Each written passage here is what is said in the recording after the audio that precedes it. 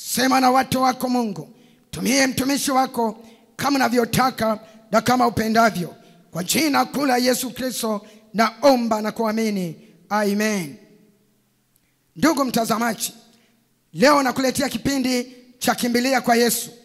Ujumbe wetu unapatikana katika kitabu cha Marko Mtakatifu sura ya 5 kuanzia pale 25.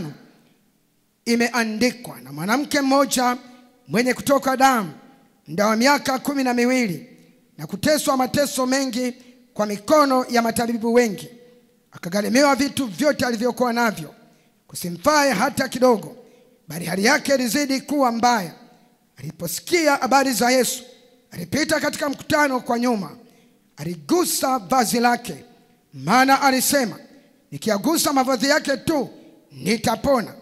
Mara chemichemi ya damu yake ikakauka, naye akafahamu mwilini mwake kwamba amepona msiba ule.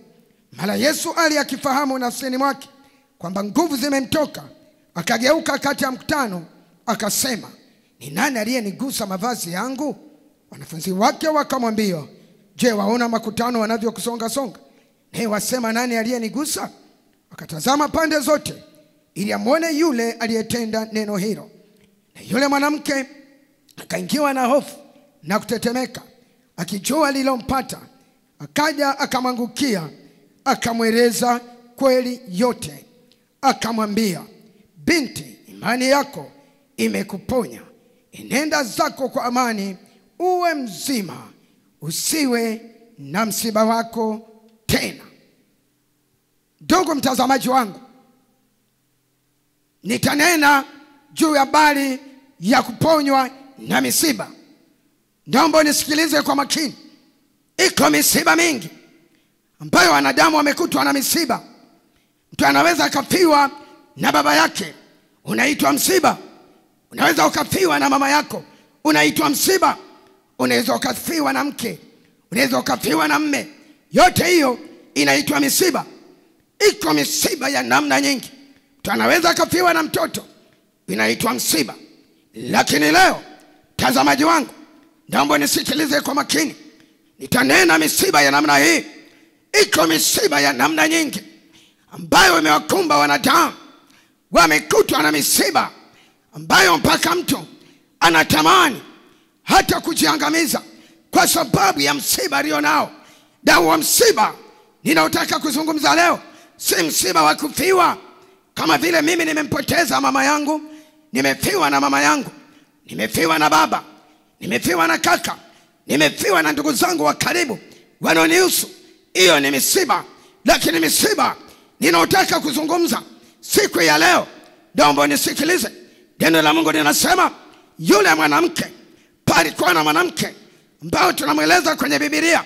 Yeye mwanamke alikuwa na msiba. Na msiba mwanamke huyu, naomba nisikilize, alikuwa na mateso ya miaka 12. Ameteswa mwanamke huyu, ana msiba, anatokwa damu usiku na mchana mpaka miaka 12. Neno la Mungu linasema, alienda kwa matabibu, alienda kwa hospitalini. Kila hospitali aliyosikia anaweza akapata msaada, alienda yule mwanamke. Neno la Mungu linasema, alitumia pesa nyingi ili apone na msiba aliyokuwa nao. Aligharamia, ng'ombe zake zilisha, mifugo yake ilisha, pesa zilisha, kila kitu kilisha. Anatafuta apone na msiba. Neno la Mungu linasema, alienda mpaka kwa waganga. Kila mahali alikosikia kuna msaada, huyo mwanamke alienda, lakini hakukumpa lolote. Biblia inasema, aliposikia habari za Yesu. Ninafikia vizuri sana. Kipindi hiki kinaitwa Kimbilia kwa Yesu. Aliposikia habari za Yesu, huyo mwanamke mwenye msiba, mwenye mateso miaka 12, aliamua kuchukua maamuzi. Alichukua maamuzi magumu.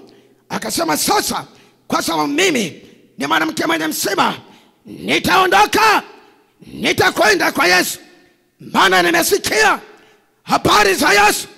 Walipomwendea watu wenye msiba kama wangu wameponywa, na mimi nitakwenda, maana nimesikia watu wenye shida kama yangu walipokimbilia kwa Yesu, ikawa ni shida, ni mwisho wa ile shida, na mimi nitakwenda. Huyo mwanamke akachukua uamuzi, akaanza msafara, anaelekea kwenda kumuona Yesu, akutana na Yesu. Alisema nikigusa tu pindo lake na mimi nitakuwa mwisho wa msiba wangu. Hili kwa ni imani, nikigusa tu pindo lake Yesu itakuwa ndio mwisho wa shida yangu. Alipoanza msafara haikuwa jambo rahisi. Wako wanadamu walimwambia, mwanamke unaenda wapi? Anasema mimi naenda kwa Yesu, maana ni mwanamke mwenye msiba. Nimechoka, naenda kwa Yesu, maana watu walioenda kwa Yesu nimesikia habari wamepona na misiba, na mimi nakwenda huko. Wengine wakamsukuma, akaanguka, akainuka, akajitia nguvu, lakini bado akasonga mbele. Bana safari yake anataka mfikie Yesu. Bana safari yake anataka guse pindo la vazi lake. Neno la Mungu linasema alipomfikia Yesu akagusa pindo lake, mara chemi ya damu mwilini mwake ikakauka, naye akajua nafsini mwake amepona na msiba ule. Yesu akauliza swali hili, nani amenigusa? Makutano wakasema, Bwana, unaona watu wanakusonga, nawe wauliza nani amenigusa? Yesu akasema, no, guso niliosikia ni wa mtu mwenye shida. Guso niliosikia ni wa mtu mwenye mateso. Guso niliosikia ni wa mtu aliyechoka. Nimesikia mguso wa mtu ana shida. Nimesikia mguso wa mtu anahitaji msaada. Ndipo yule mwanamke hakuona aibu kujiweka wazi kwa Yesu, akaanguka akitetemeka, akamweleza Yesu kweli yote. Yesu akamwambia, binti, imani yako imekuponya. Tazama, umekuwa mzima, usiwe na msiba wako tena. Yule mwanamke alienda analia, alirudi anashangilia, bana amepona na msiba. Mtazamaji nisikilize, najua una msiba. Hapa ulipo nazungumza na mtu mwenye msiba. Iko misiba mingi kama nilivyoeleza. Iko misiba ya kupiwa, lakini mateso ni msiba. Magonjwa ni msiba. Yawezekana umekwenda kila kona kutafuta msaada, utapata. Umeenda kwa waganga, umegharamia vitu vyako, umegharamia sana, umemaliza mali zako kitafuta msaada ili utoke. Lakini leo nisikilize, yupo Yesu aliyeshinda mauti. Damu upili Yesu ambaye alipokufa siku ya tatu akatoka kaburini, yu hai. Ana uwezo wa kuponya, ana uwezo wa kuokoa misiba yote iliyoshindikana. Yeye anaweza, hata iwe migumu. Yeye anaweza, anafanya mambo yasiyowezekana ili yawezekane. Anafanya mambo yaliyo magumu ili yawe mepesi. Mtazamaji wangu nisikilize, huko msiba uliozidi misiba yote unaitwa msiba wa dhambi. Msiba wa dhambi ni msiba ambao umelemea dunia. Mataifa, mambo mengi yanatokea, mabaya yanatukuta, mambo ya kutisha yanatokea, mafuriko, matetemeko mengi yanatokea, watu wanakufa kabla ya wakati. Sababisho ni msiba wa dhambi ulioilemea dunia. Dhambi imefunika dunia. Vijana wanakufa, wazee wanakufa, wasomi wanakufa. Lakini leo nimekuletea ujumbe, kimbilia kwa Yesu.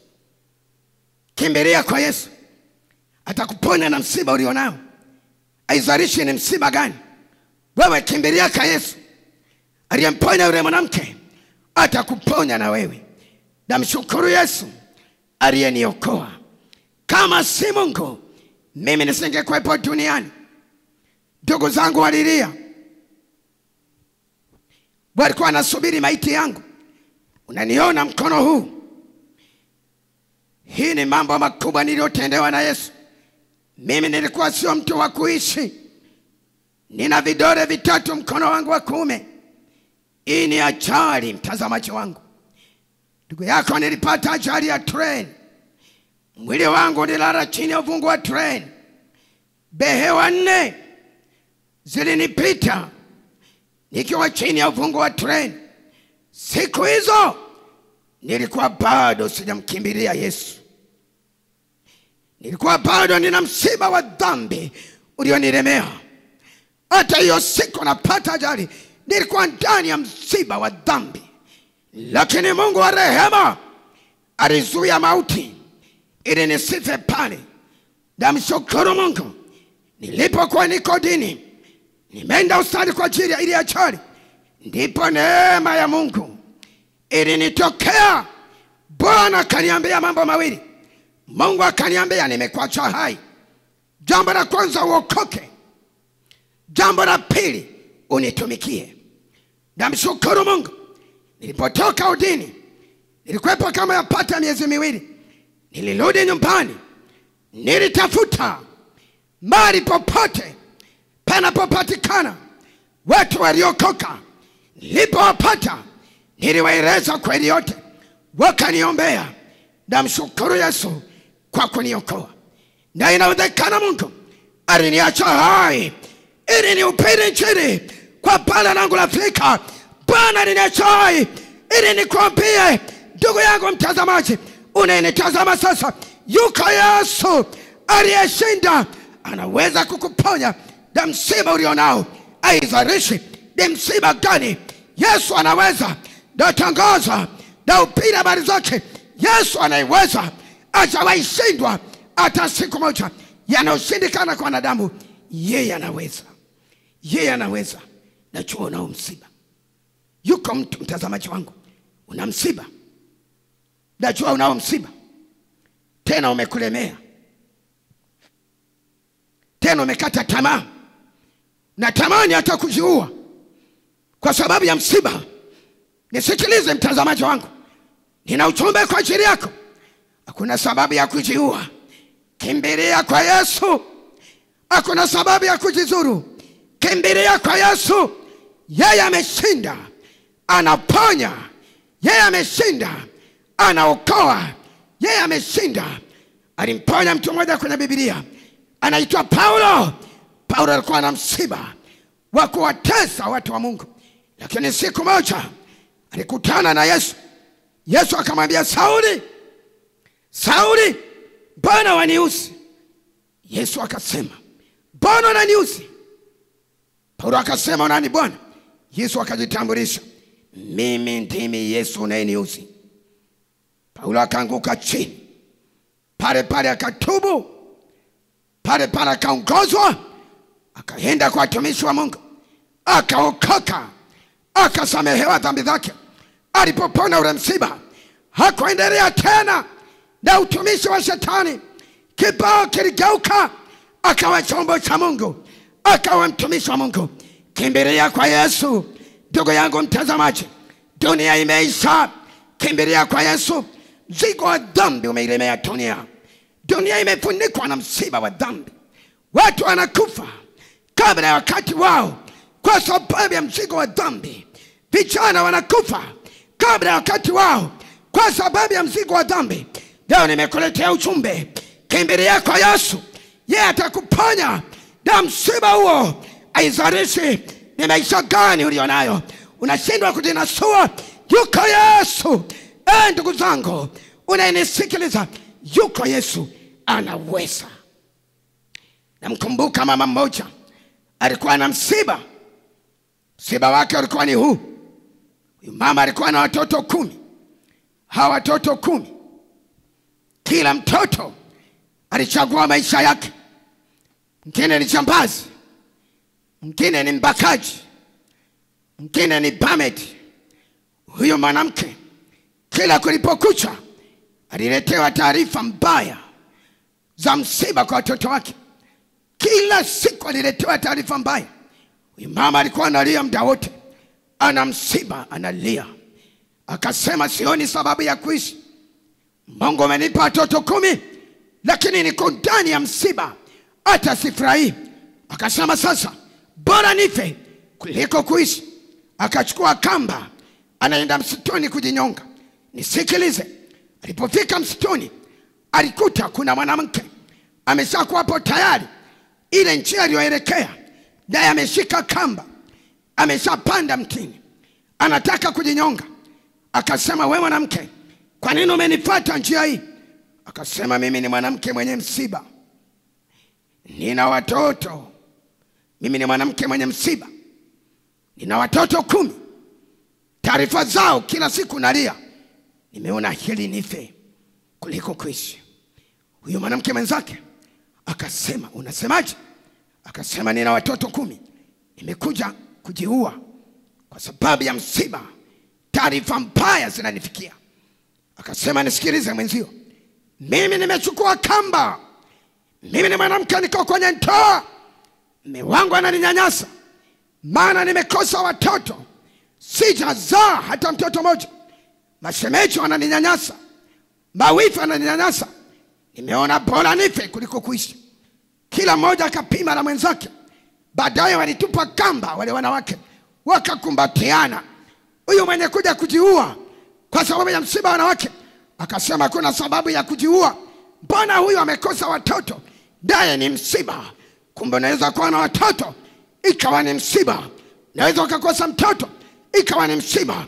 Leo nimekuletea ujumbe, watoto wako kwa Yesu. Yesu anaweza kufungua tumbo lako. Nazungumza na mwanamke aliyofungwa tumbo la uzazi, hujapata mtoto. Yesu ana uwezo wa kufungua tumbo lako na ukashika mimba na ukapata mtoto. Na mshukuru Mungu, nimemwona Mungu akitenda, nimemwona Mungu akifanya kwa wanawake ambao tumeomba nao, walikuwa wazai lakini leo wana watoto. Hata wengine watoto wa kike wameita majina yao Teddy. Namshukuru Mungu sana kwa ajili ya hilo. Sikiliza mtazamaji wangu, najua unao msiba. Sasa nazungumza na wewe mtazamaji wangu, unaonitazama bali hapo ulipo. Ni msiba gani ulionao? Ni msiba gani umekulemea? Ni shida gani ulionayo hata unatamani kujizuru? Yupo Yesu aliyeshinda msalabani. Yupo Yesu aliyemponya Bartimayo, yule mwombaji kipofu ambaye alikuwa anakaa kando ya njia. Aliposikia habari za Yesu, alibadilisha maombi. Badala ya kusema saidia maskini, saidia maskini, alibadilisha akasema, Yesu unirehemu, Yesu unirehemu. Yesu akatamka akasema, mwiteni. Wale waliomkatisha tamaa wakamwambia, inuka, jipe moyo, anakuita. Yule bwana alilatua mavazi yake, akamwendea Yesu, akamkimbilia Yesu. Kimbilia kwa Yesu. Alipomkimbilia Yesu, aliponwa msiba. Msiba wa upofu ulimwachia. Biblia inasema Yesu akamuuliza, unataka nikutendee nini? Bartimayo akajibu akasema, nataka nipate kuona. Nimechoka na msiba wa upofu, navaa vazi zuri hata siwezi kuona, nakula chakula hata sikioni. Nataka nipate kupona, nami niishi kama Adamu wengine wanavyoishi. Yesu akamwambia, upate kuona na imani yako imekuponya. Mara akapata kuona, akatoka kwenye msiba wa upofu. Kumbe ule upofu ulikuwa na msiba. Alipopona ule msiba, neno linasema hakurudi tena kukaa kando ya njia, akamfuata Yesu, akamtumikia Yesu. Kimbilia kwa Yesu. Ndugu mtazamaji wangu, kimbilia kwa Yesu. Dunia ni maua. Vijana wa Kitanzania, vijana mnaonisikiliza, dunia inaua. Dunia ni maua. Leo unaona ua ni zuri, limechanua, ukienda mchana limenyauka. Kila kitu unachokiona ni maua. Sitale ni maua, anasa ni maua, maisha ya dhambi ni maua. Leo ninakutoa mwaliko, kimbilia kwa Yesu. Kimbilia kwa Yesu. Hatuwezi kupona na misiba bila kukimbilia kwa Yesu. Yesu anasema, wote njooni kwangu mliolemewa na wenye kusumbuka, nami nitawapumzisha. Liko pumziko kwa Yesu. Kwa Yesu utapona, Kwa Yesu utatuliwa mzigo, kwa Yesu utapata amani. Ndugu mtazamaji wangu, Mungu ana makusudi na wewe. Nazungumza na wewe. Yuko mtu ana msiba mpaka amekata tamaa. Mpaka amekata tamaa ya kuishi. Umekata tamaa ya kuishi kwa sababu ya msiba ulionao. Yule mwanamke alipoenda huko na kule, alienda upande wa mashariki, hakupata jibu. Alienda magharibi, hakupata jibu. Alienda kaskazini, hakupata jibu. Alienda upande wa kusini, hakupata jibu. Haikumfaa chochote. Hali yake ilizidi kuwa mbaya. Alipochukua maamuzi ya kukimbilia kwa Yesu, ndipo alipopata jibu la maisha yake. Jibu lako liko kwa Yesu. Nasema jibu lako liko kwa Yesu. Pe Yesu nafasi ndani ya moyo wako. Yesu anataka ingie ndani ya moyo wako. Pa Yesu nafasi. Anataka tengeneza maisha yako. Yeye ni Bwana wa matengenezo. Yeye anafanya yasiyowezekana. Ukimwamini inawezekana. Yesu alimwambia mwanamke, imani yako imekuponya. Umekuwa mzima. Usiwe na msiba wako tena. Imani ni hakika ya mambo yatarajiwayo. Ni bayana ya mambo yatarajiwayo na hakika ya mambo yasiyoonekana. Hebu muamini Yesu sasa kwa msiba wako ulionao. Weka imani kwa Yesu. Msiba wako ni msiba gani? Weka imani yako kwa Yesu. Baada ya dakika chache nitawaombea watu. Yuko mtu namuona amelala, ana msiba, amekata tamaa. Ni saa yako ya kuinuka. Ni saa yako ya kupokea muujiza wako. Tarajia muujiza wako toka kwa Yesu. Yesu yu hai ili akutane na msiba wako, na wala hayuko mbali. Yuko karibu sana na wewe. Ukaribu wa vazi lako na mwili wako ndio ukaribu wa Yesu. Yuko mahali hapo ulipo. Yani hapo ulipolala kitandani, Yesu yuko karibu sana na wewe. Karibu ya mwili wako na vazi ulilovaa ndio ukaribu. Yule mwanamke alipomfikia Yesu, aligusa. Ikawa ndio mwisho wa taabu yake. Ikawa ndio mwisho wa mateso yake. Na leo ndio mwisho wa taabu ulionao. Leo ndio mwisho wa shida ulionayo.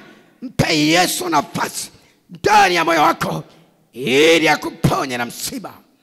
Yuko mtu ana maisha mazuri, nyumba ni nzuri, lakini ndani kuna msiba. Hakuna amani. Maisha ni mazuri nje, lakini ndani kuna msiba mzito. Yuko Yesu mwenye kukutoa na msiba huo.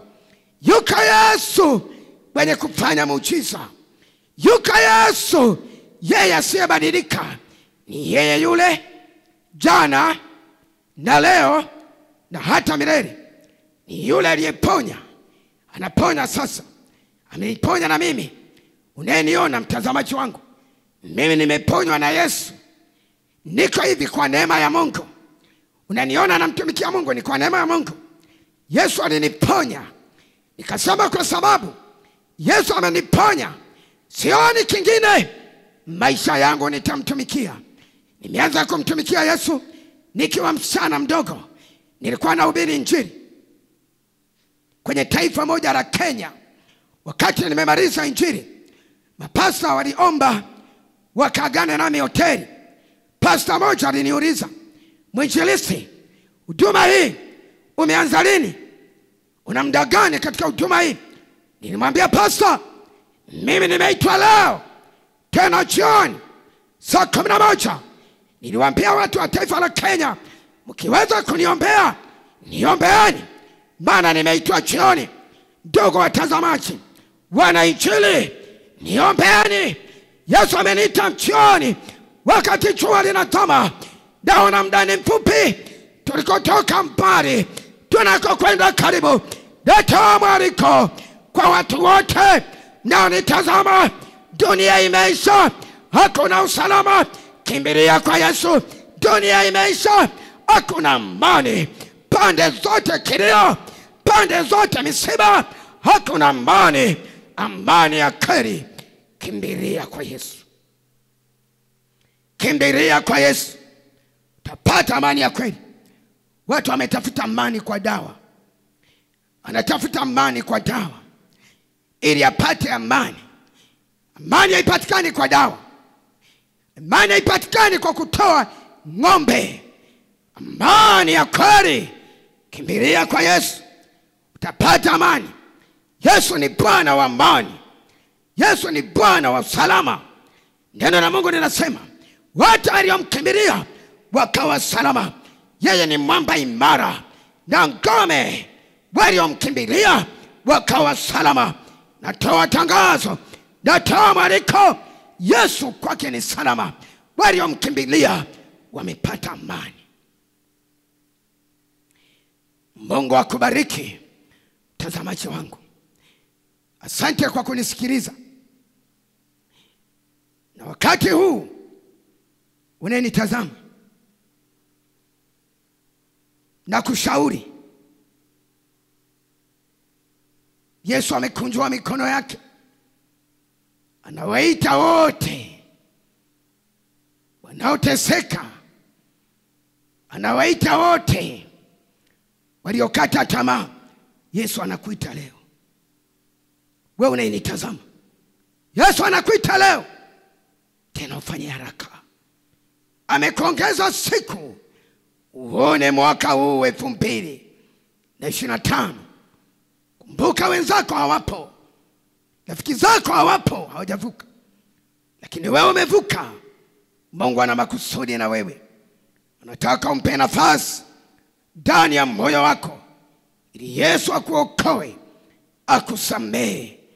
Naam, pokewe kipawa cha Mungu kinachoitwa wokovu. Wokovu ni kipawa cha Mungu kutoka mbinguni. Kila mwanadamu aokolewe. Ndio maana ya Yesu kufa msalabani, ili kila ulimwengu, kila mwanadamu aokolewe. Naam, natoa mwaliko ambaye uko tayari sasa kumpa Yesu nafasi ndani ya moyo wako akuokoe. Fuatana nami sala hii. Sema, Yesu, ninatubu leo maovu yangu yote. Mimi ni mwenye dhambi. Naomba unisamehe. Mimi ni mwana mpotevu niliyepotea mbele zako Bwana. Naomba unisamehe. Leo nimeamua kurudi kwako Mungu. Naomba unisamehe. Nimefungua moyo wangu kukupokea Yesu. Karibu Yesu ndani ya moyo wangu. Na kupokea leo uwe Bwana na Mwokozi wangu. Na kukataa shetani na kazi zako zote na mambo yako yote. Navunja mkataba leo na shetani. Ninaamua kupatana na Yesu wangu. Na yatoa maisha yangu kwako Yesu. Niokoe na kuniponya.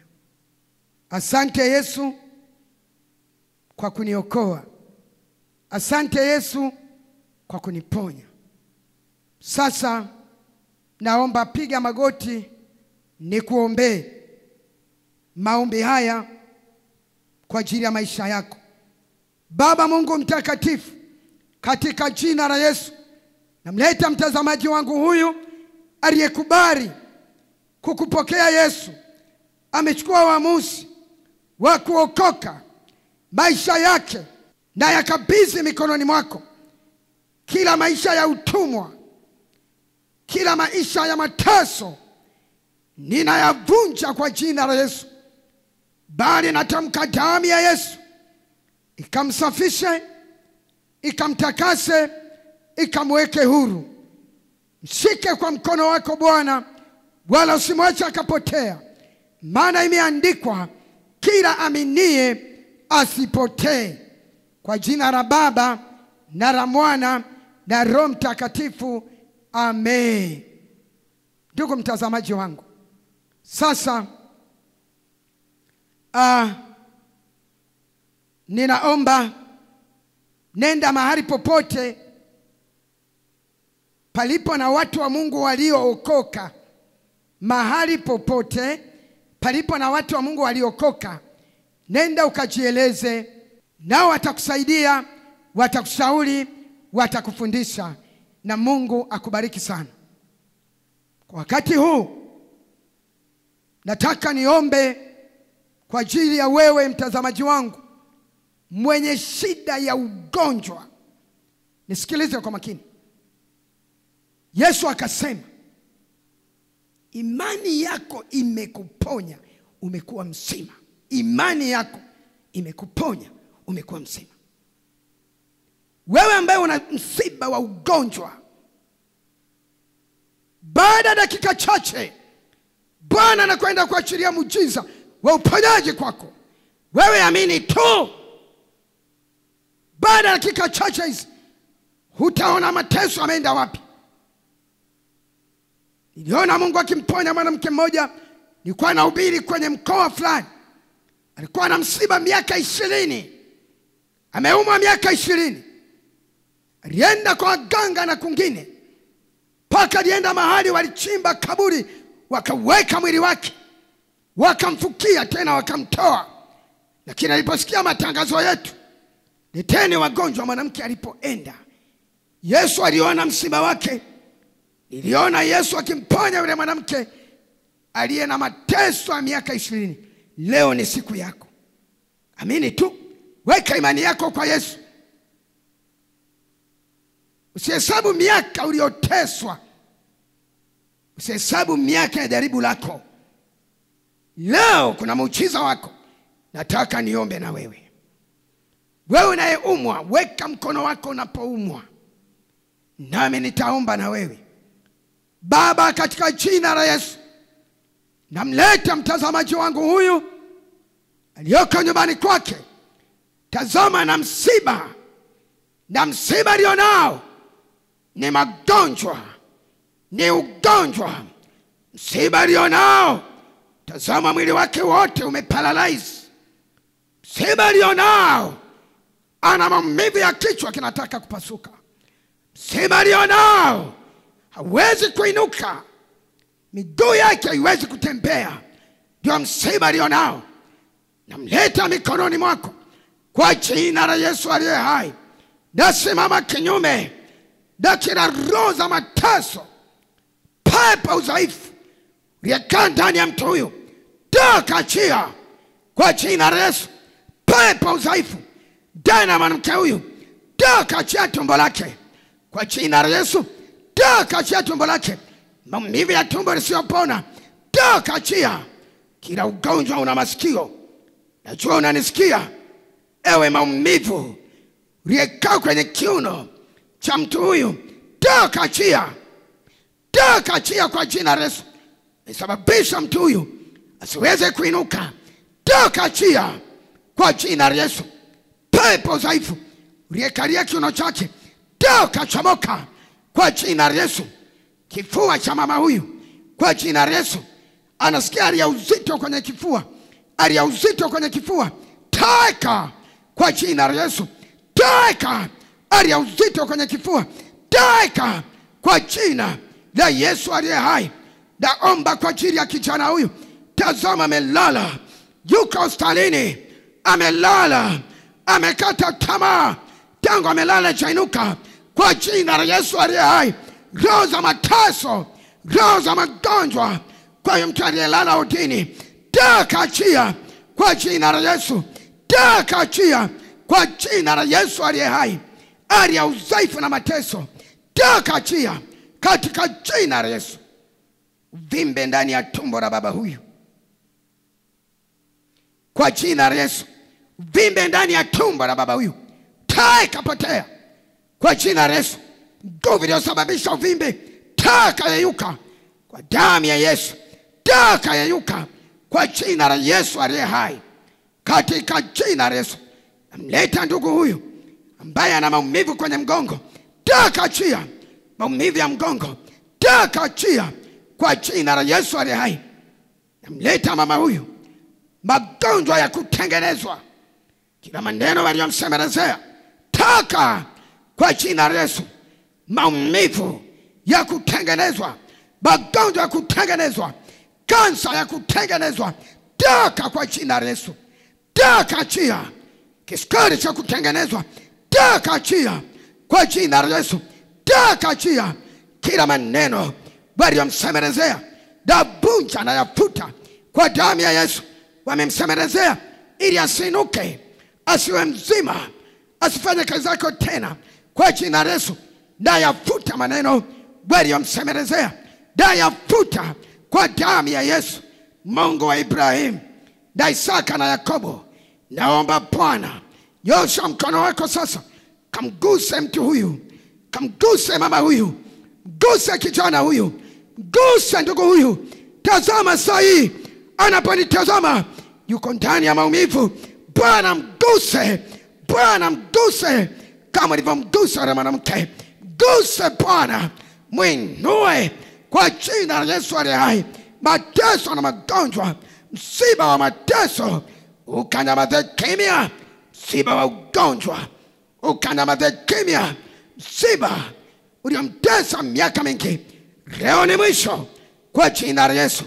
Tazama mtu huyu hapati usingizi, msiba wake ni usingizi.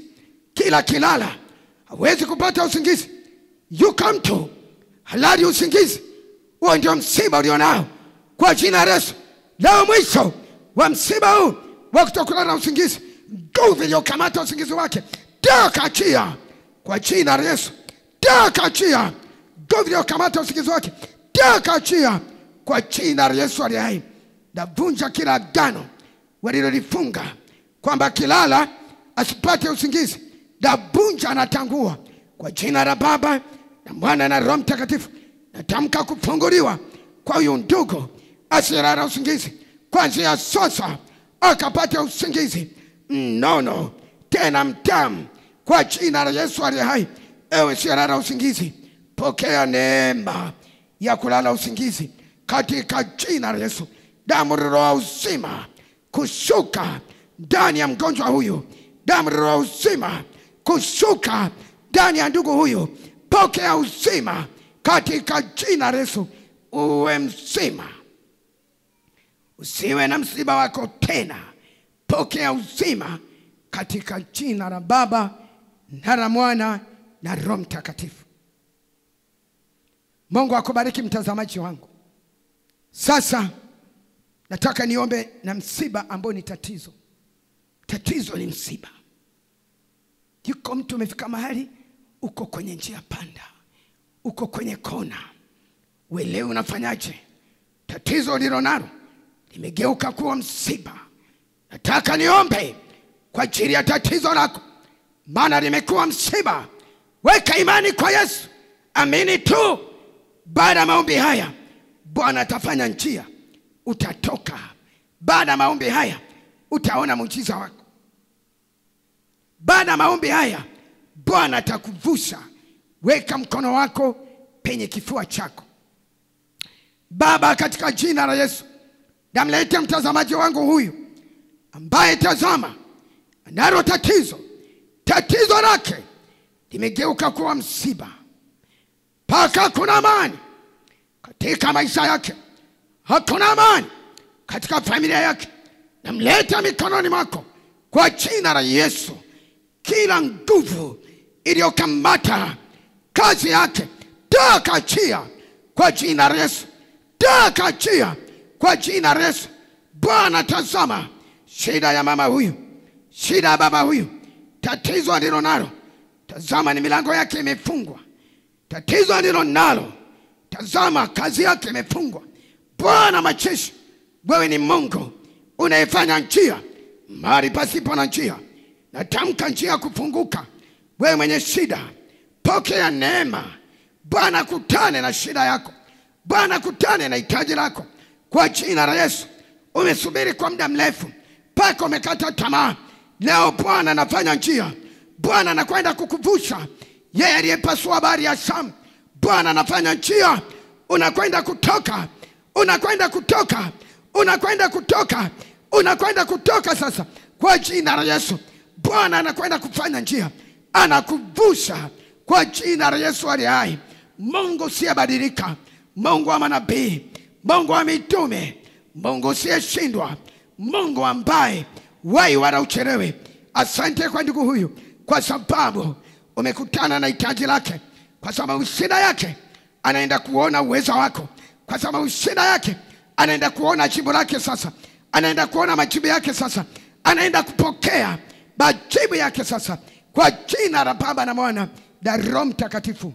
Mungu akukumbuke, Mungu achilie neema yake. Bwana akasema, tazama umekuwa mzima, usiwe na msiba wako tena. Nami nakutamkia, tazama umekuwa mzima katika shida uliyokuwa nayo, usiwe na msiba wako tena. Mungu akubariki sana. Kwa mawasiliano zaidi, unaweza kuwa unahitaji maombezi ama unahitaji ushauri. Namba zetu za simu au namba yangu ya simu ni ifuatayo: ni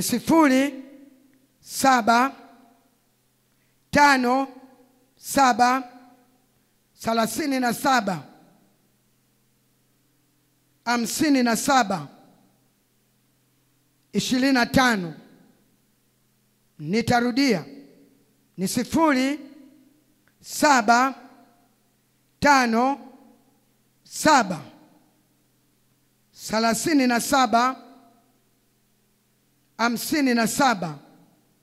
0757375725. Mungu akubariki sana.